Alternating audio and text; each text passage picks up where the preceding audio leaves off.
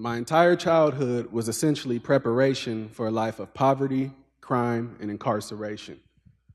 My parents were addicted to crack cocaine, and as a result, I had to face issues such as homelessness, neglect, abandonment, and chronic instability. I attended over 15 schools growing up, and I wasn't able to make it past the fifth grade before my life of crime began. And this picture here, I was 11 years old in downtown Seattle with no type of adult supervision. Notice the backpack on my shoulders and the folder in my hands. The backpack was used to steal clothes. The folder was used to scam people out of their hard-earned money. I did this every day out of necessity in order to get by. Going to school as a child allowed me to get out of the shelters and crack houses for a while, but the memories of my experiences there were always more negative than positive. My teachers seemed to love to get rid of me. I was always getting kicked out of class and suspended for disruptive behavior. I had trouble sitting down, shutting up, and falling in line.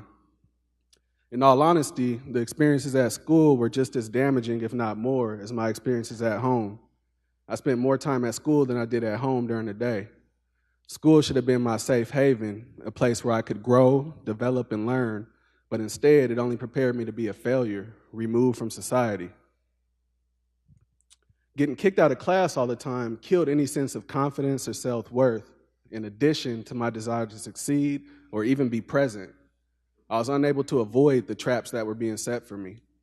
No one ever taught me how to transcend my disadvantaged background and be a better person and student than my environment and circumstances typically allowed for, so ultimately I became a dropout. Once I dropped out of school, they might as well have issued a warrant for my arrest right then. It's not hard to tell what happens next. Then again, I guess I was a little bit different. While my trajectory up to this point typically leads to selling drugs, using drugs, or gangbanging, it was a bank fraud scheme that made me a convicted felon and got me sent to prison. By ending up in prison, I had failed my kids the same way I had once been failed. I had to deal with neglect, abandonment, and having an absent parent, and now my kids had to deal with what was essentially the same thing. I knew I wasn't going to make this a pattern. I knew it wasn't too late for me to turn things around and be that positive influence in the life of my children that I personally never had. When I got out of prison in 2008, I was 23 years old with 30 felony convictions, a GED, no work experience, and pretty much the odds were stacked against me. I knew if I wanted to succeed, education would be the key. Although I had to begin by learning middle school level pre-algebra, by 2011, I had earned an associate's degree in alcoholism and drug abuse. By 2014, a bachelor's in psychology and interdisciplinary arts and sciences.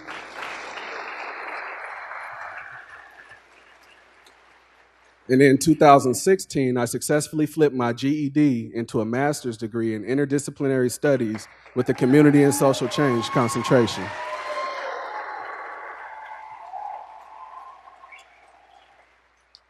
I did my graduate research on preventing recidivism through post-secondary education. I have a strong desire to help people who grew up like me with no positive role models who found themselves incarcerated recognize the academic and professional potential within themselves. For my master's project, I created a college preparatory workshop called Progression for formerly incarcerated people, and although no one showed up for the first attempt, I'll continue my efforts to make this workshop available. My incarceration was not the result of me being a bad person. My parents' battles with drug addiction were also not the result of them being bad people. As a society, we often like to point the finger at individuals, label them bad apples. However, we often fail to acknowledge the systemic societal trends. We often fail to point the finger at the systems and trees that constantly produce bad apples. So Many researchers have come to the conclusion that post-secondary education can play a major role in reducing the risk of recidivism. When formerly incarcerated people pursue and obtain a college degree, they're able to see positive impacts on their attitudes, behaviors, values, beliefs, and identity. College campuses provide the environment and opportunity for us to work on ourselves and build positive and meaningful relationships, which can lead people with a history of incarceration to successful careers and out of poverty. When people from disadvantaged backgrounds pursue a college education, they're able to learn about these systems and recognize that they're a product of their environment and circumstances, which can and will change with hard work and dedication. Through earning a college degree, we're able to transform society's failure and become agents of change for future generations.